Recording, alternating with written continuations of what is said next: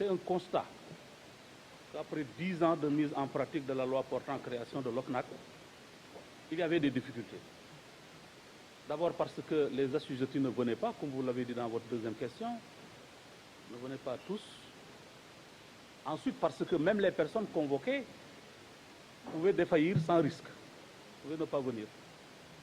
C'est ainsi que les organisations de la société civile, les partenaires techniques et financiers, l'OFNAC et tous ceux qui travaillent dans le secteur de l'intégrité ont décidé d'entamer des discussions pour voir dans quel sens il faut renforcer l'OFNAC à telle enseigne que ces insuffisances-là soient réparées.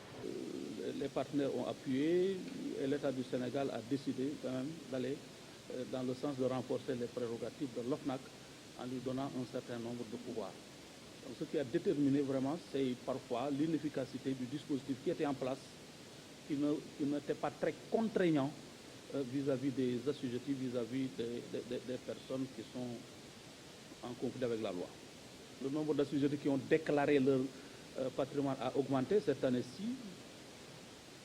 De la même manière, d'ailleurs, le nombre de personnes qui déposent des plaintes ou des dénonciations a augmenté. Cela est dû effectivement au fait que l'OFNAC a bénéficié quand même de pas mal de circonstances favorables. D'abord, le vote de la loi, le vote des lois qui ont prévu des dispositifs de gel, de confiscation, mais des peines, le pouvoir aussi pour l'OFNAC de pouvoir garder à vue des personnes, les interpeller, et des sanctions encore plus accrues dans la loi sur la déclaration de patrimoine contre les personnes qui refuseront de déclarer leur patrimoine. Effectivement, donc, comme vous avez terminé par ça, je termine par ça, là, oui, dans la loi de la déclaration de patrimoine, le refus de déclarer à l'entrée ou à la sortie a été érigé donc en infraction, sanctionné. De la même manière, la fausse déclaration de patrimoine, c'est-à-dire les déclarations insuffisantes, les déclarations incomplètes, tout a été sanctionné. Donc l'arsenal est bien en place et c'est, je crois, que ce qui justifie que maintenant tout le monde est enclin à venir faire sa déclaration parce qu'ils savent que nous avons les moyens de les y contraindre maintenant. Oui, tout à fait. La loi a prévu l'infraction de non-déclaration de sortie. Donc de la même manière que la déclaration d'entrée, le refus de faire une déclaration à l'entrée est une infraction, le refus de faire une déclaration à la sortie est une infraction. Et tout à l'heure, Madame Diop, chargée de la réception et du traitement des déclarations de patrimoine, va faire une communication. Ils vous confirmeront qu'effectivement, ils sont en train de recevoir les déclarations de sortie des membres de l'ancien gouvernement ou des anciens directeurs généraux. Ce n'est pas complet parce que c'est un processus, ils sont très nombreux, mais ils le font.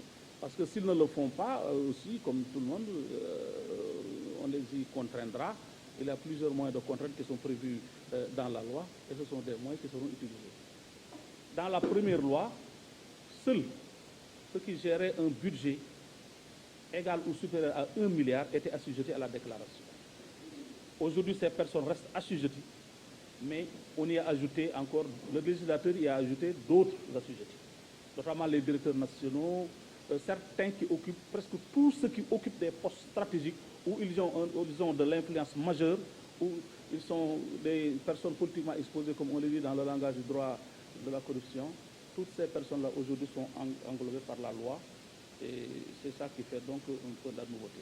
La deuxième chose, c'est que,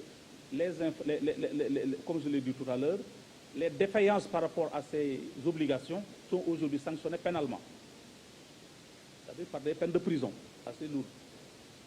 On ne peut pas insister sur ça, mais donc voilà les deux leviers sur lesquels se fonde